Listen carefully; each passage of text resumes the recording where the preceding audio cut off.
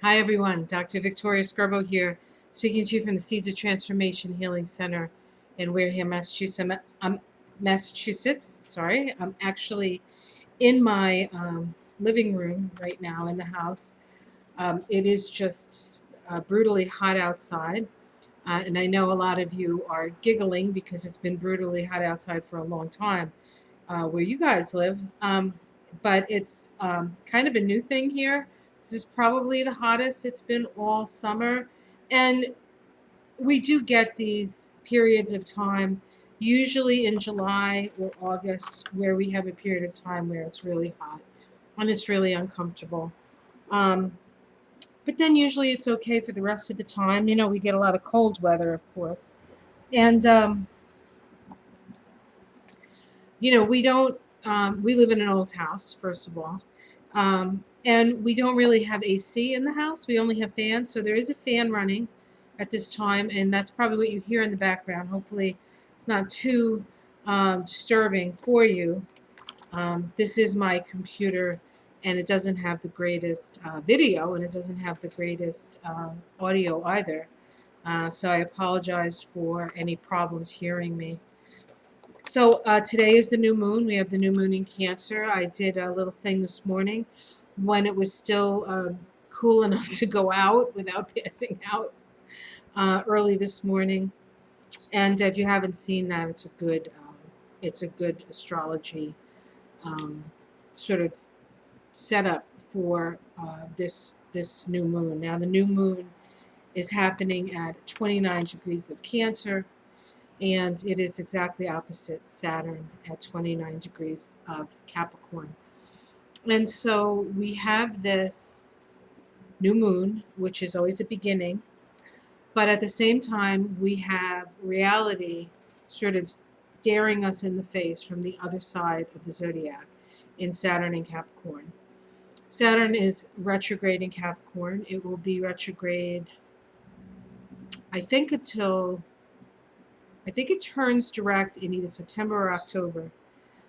It goes all the way back, I think, to 26 degrees of Capricorn, and then eventually it goes back into Aquarius at the end of the year, where it makes a conjunction with Jupiter, starting a 20-year cycle um, um, between the two planets that um, deal with the expansion and the contraction of society. So how we evolve as a society, Saturn and Jupiter. And the fact that it's going to be in Aquarius, I think, bodes well for a more progressive future, quite frankly. So let's look and see what the cards have to say about this new moon. Um, I did do a reading on Portland, Oregon. I just was throwing cards for it. Maybe I'll do another reading and see what comes up, or if the same theme comes up. And somebody asked me, and what the card showed me was that this is the birth of the goddess in Portland, and that might seem kind of really, um, because Portland is a pretty hip city. They're very ecologically aware. But Oregon, as a state, was actually a very white state. In fact, I think you couldn't own property for the most part if you were black in Oregon. And the percentage of people who are black in Oregon is still very low. So it's kind of a white, um, maybe a white flight or a white fright kind of place originally, not now, but its beginnings. And the last card that came up in that reading was letting go of the old story.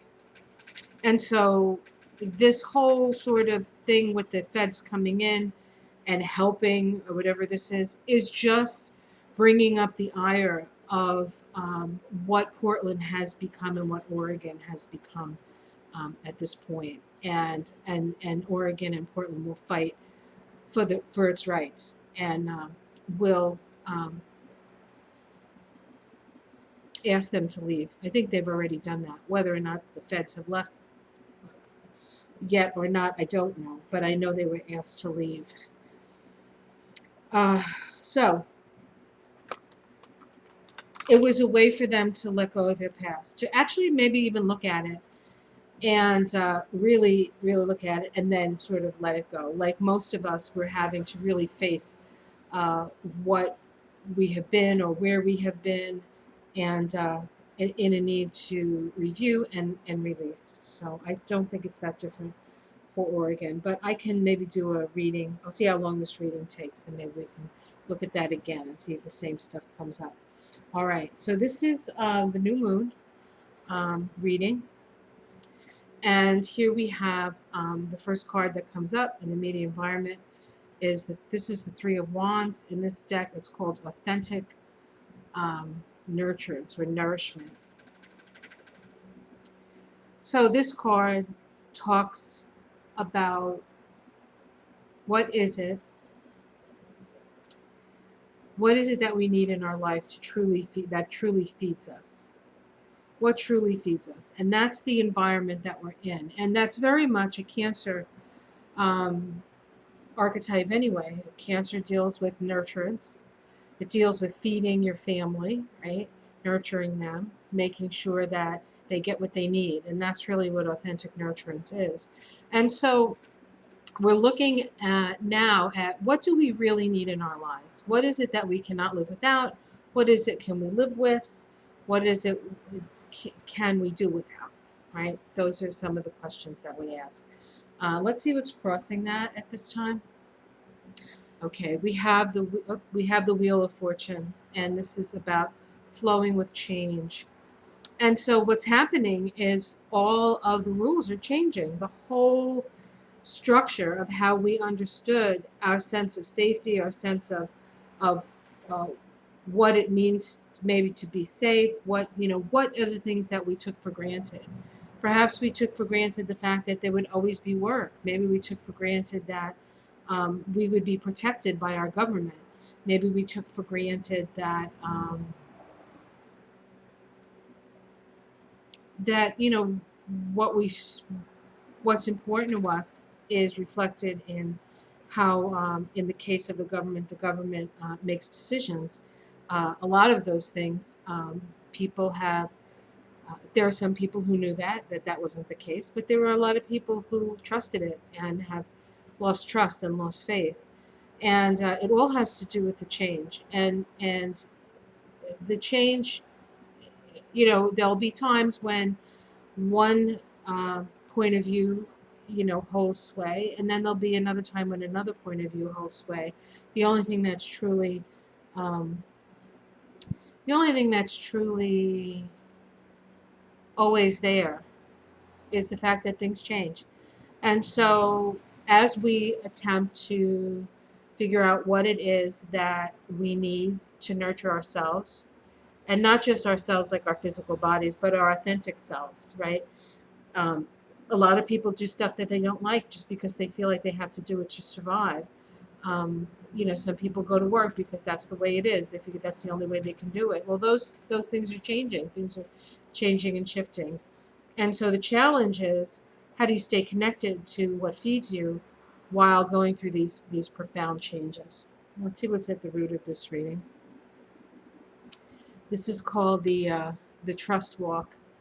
The trust walk. This woman is moving into a labyrinth, and a labyrinth is a journey inward. And so this is a challenge for us. And of course, Cancer is a very inward sign anyway, and we just had Mercury in Cancer retrograde for so long. Mercury is still in Cancer, although not retrograde. But Cancer as a archetype is pretty introspective to start with. And so this is asking us to put one foot in front of the other, despite the fact that we don't know what's coming. That's what trust is about. Trust is walking into the future, uh, unaware if you're walking in the right direction or any of those things. I would say, with authentic nourishment as the first card coming up, is that you need to walk in the direction of what truly feeds you, That's the key. If it's your connection to spirit, then dine on that. If it's meaningful work that you do that. Whatever it is that if it's taking care of your family, if it's cooking, if it's creating, if it's balancing books, whatever it is that you really really like to do, um, that's sort of the direction that you have to move into. You have to move into. I honestly think, and this could just be my own bias, and I could be totally wrong about this, but I feel like part of the new paradigm is doing what it is that makes your heart sing. And one of the things that a lot of people have given the younger generations um, sort of a poo poo on the younger generations is because they don't want to waste their time doing stuff that they don't like. And the older generation is like, oh, I had to do what I didn't like. Now they have to do what they don't like. It's the same story, just different. A little different. Um, I think the kids have a valid have a valid point. I mean, there'll be plenty of people who want to be doctors. There'll be plenty of people who want to be lawyers. There'll be plenty of people who want to be accountants. People enjoy that stuff. Not everybody's going to be an artist and a video game um, developer. Although we need more artists, you know, healers, poets, right? So, and I think that in that generation as well, and this may have some influence on this new moon, um, is that a lot of these kids are being asked to put themselves in a tremendous amount of debt to fit into a society that they don't really even jibe with. So why would they, right? Why would they? Of course, the South Node right now is in Sagittarius. So higher education is going to go through quite the transformation over the next 18 months. Partly because of COVID, but it doesn't matter what it's because of. It was going to happen one way or the other, COVID or no COVID, right? So at the root of this new moon is trusting that the steps that you take are the right steps. And again, how do you know they're the right steps? You follow your heart. You just follow your heart. Otherwise, you're in fear. If you're in fear, you can't follow your heart. If you're in your heart, then you can find your way. And even in little ways, and this doesn't have to be a giant like career change or I'm going to move here and there. No, in small ways. In small ways. Every day, pick a little something that you love to do and spend time doing it and see where it goes from there. Okay. Let's see what's in the past. So we have the Nine of Cups here. It's called Mental Detour. This is not looking at emotional issues. It was upside down when I picked it up, which says to me that we've actually gone through a lot of emotional issues. Remember, this is the second new moon in Cancer. The first one was that eclipse that, of course, we're going to be vibrating from for months and months to come. So that energy, that shifting, changing energy is not going anywhere. But the Nine of Cups in this deck talks about trying to use your mental facility to heal emotional problems, and it doesn't jive. It's not the same energy, and so you can distract yourself with this and that and the other thing, and even to a certain extent, politics can be that kind of distraction because it pits like one side against the other, and neither side is looking at the emotional stuff. Neither side is, why are some people wanting to take care of other people, and why are some people wanting to only take care of themselves? What is the emotional wound that's behind all of that? Because there is some, there are those people who felt like they didn't get anything, and anything they get, they have to get themselves. And any pushing up against that is against their constitutional rights, right? Who cares what happens to other people, right? And then there are those who want to heal everybody. Um, but, everybody's at their own level. So, it's interesting because this dynamic really is the dynamic between the narcissist and the empath. And in this country, anyway, it's like Donald Trump is the narcissist and the rest of the country is the empath. And it's time to balance that. It's time to balance that. It's time to get out of this dysfunctional relationship. See what's in the sky. Okay, we have the guiding star. This is says guiding light. This is the star card in this deck. And so there is spirit. There's inspiration if we reach up for it. The 18, the star, is a card of meditation. And so if you don't know what to do or where to go, look within. There's a lot of this energy of looking within. So this is what this new moon is all talking about. It's like when you don't know, look inside. When you're not sure, follow your heart, feel your feelings. And then we have in the immediate future, which is really the future, which is really the future card because we're doing a month, um, we're doing a cycle of the month. We get the balance card. So this is restoring cosmic order. So that super narcissist and crazy and self-sacrificing empath energy is going to come into more balance. You know, within us, we have to be willing to fight for ourselves and our own rights to ourselves. That's on the sort of the narcissist side. And then we also have to have empathy for others because we're not living in this world alone. No person is an island. We're all interconnected and we need one another. And if there's anything that COVID has taught us is that we all need a hug now and again. I'm lucky that I'm, in, kind of sort of lockdown, I guess. We don't really have to be in lockdown here in Massachusetts, but we don't go out that much. Actually, we didn't do it before COVID. We're not doing it now. Um, but I'm lucky I have my husband that I can get a hug from, and my animals that can love me, and my mother. As much of a challenge it is to take care of her, she's still my mother, and she still will, nurture me in whatever way she's still able to do. So I'm lucky that I have people around, but there are a lot of people who don't, and we need one another. We do need one another. This is how it looks like from the outside. This is the card of non-self. It is the Ten of Wands. This is the card in the other decks of Overwhelm or the Burden Bearer. And this is about releasing. In this deck, it's about releasing. It's releasing the ego and all the complications that the ego can create, um, and sort of getting away from our core self. Um,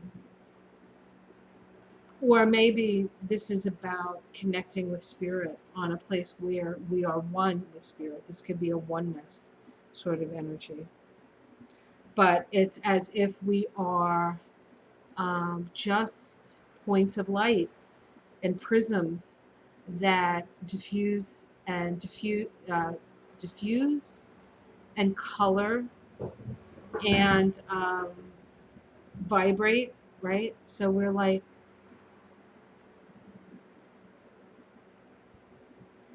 this. The position of this is about what does this look like from the outside, right? And of course, everybody on planet Earth has this new moon. So, what's it looking like from the outside? Um, I would say that this position of the card is what are the aliens seeing? And they're seeing that we're realizing our own light. That's what I think. I'm an optimist. This is the domestic situation. We have loyal friend. This is the server of discs. This would be the page of discs, I believe.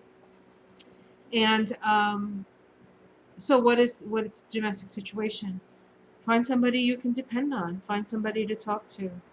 Remember who your friends are. Reconnect. reconnect. We did a lot of that in the beginning, I think, and then maybe we got into our own sort of our own little world here in COVID in the house land, and and this is reminding us that we need to be either be a better friend, um, or um, or ask for a friend's help if that's what you need. Okay, we're not in it. We're in this together, uh, but there's a lot of being in this alone, and we have to reach out, I think, to one another. So the hopes and fears, we get the 10 of discs here. It's called the Great View. This is a perspective. And I think that that's exactly what we're getting with this new moon because of Saturn being exactly opposite the new moon. It's like we're born in this like new Cancer new moon, a new like beginning for nurturance and family and the family of man and such. And then right opposite is Saturn saying this is this is what's going on. So it's like we come out of the gate and we get a picture right away. And for some, the picture can be kind of scary, and for others, um, I guess you can get in it what you. Some people see the picture and they go, "Oh my God, we have so many problems," and somebody else will look at the picture and say, "How can we solve this?" I guess which one do you want to be? Which one do you want to be? Let's see the outcome. Okay, we get the Seven of Swords in this deck. It's the Rainbow Bridge. This is connection to your spiritual source. We can see that there's a woman here. She's got her hands up. And then over here, on the other side of the Rainbow Bridge, she is another figure with her hands up. Is that woman? Is this her higher self? Is this somebody from the other side that she's connecting to? This says to me that we are not alone. We are not alone. We are here. We have our guides. The other day, I was talking to a good friend of mine. She was going through some really heavy duty shit. I mean, really heavy duty shit. And I was concerned for her because I don't always get concerned. I always try to help, but I don't generally worry. I'm not a worry person. And I wasn't particularly worried, but I knew how difficult this was for her. And so I sort of looked into the energy, and the first thing that came to me was all her guides, everybody was right behind her, and was going to help her move through this period. All she had to do was ask. All she had to do was say was help, and she did. And I think things are working out a little bit better for her. It's it's still a challenge. Life is a challenge. It's never easy. And then when you're responsible for other people, she's a mother of two children. When you're responsible for other people, it's even harder. It's even harder. Okay, let's see if we can get a major arcana. Kalima. This is the Tower card here. Shattering structures. Shattering structures.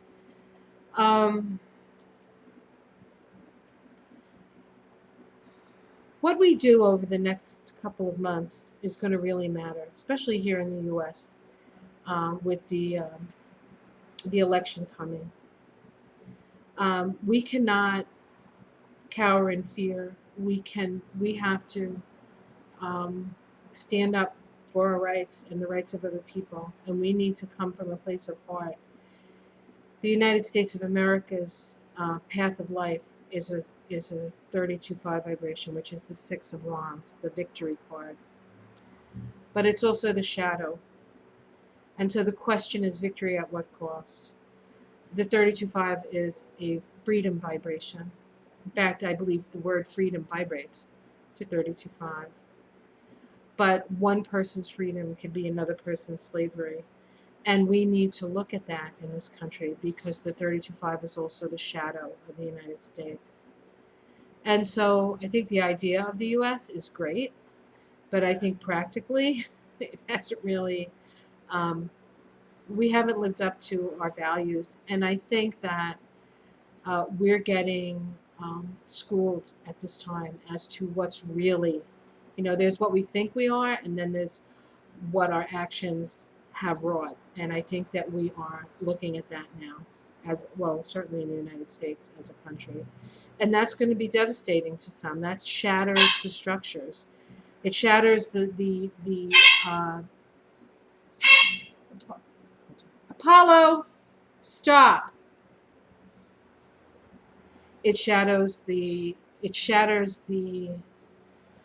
structures of consciousness, how we organize our mind around things. And so we are in for a tower moment, which I kind of think we always knew we were in for. Um,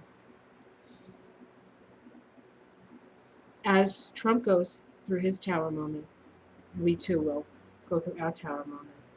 But the tower is there to remind us who we really are. The base number of the 16 is the 7. Who are you really? And that's all about that authentic nurturance. Who are you at the core? Well, let's just see if there's something. Ah, yes. And this was the card that came up in the reading about Portland. Leaving the story behind. The Ten of Swords. So the stories that we tell about ourselves. It's funny that this kind of looks like the Black Hills. And I watched a really interesting. Um, was it a video on the Black Hills? Oh, I'll do it with you. Gemini Brett. For those of you who are astrologers and know who that guy is, I'll connect his thing to this so you can take a look at it. He's very cosmic, but he's amazing, and he kind of talks about the Black Hills as the heart of America, and this looks like the Black Hills, and this is about getting to the heart of America, getting to the heart of America. All right, guys, I hope you enjoyed that. I hope it wasn't too distracting with the fan or with the bird. Have yourself a great day, and I'll see you soon.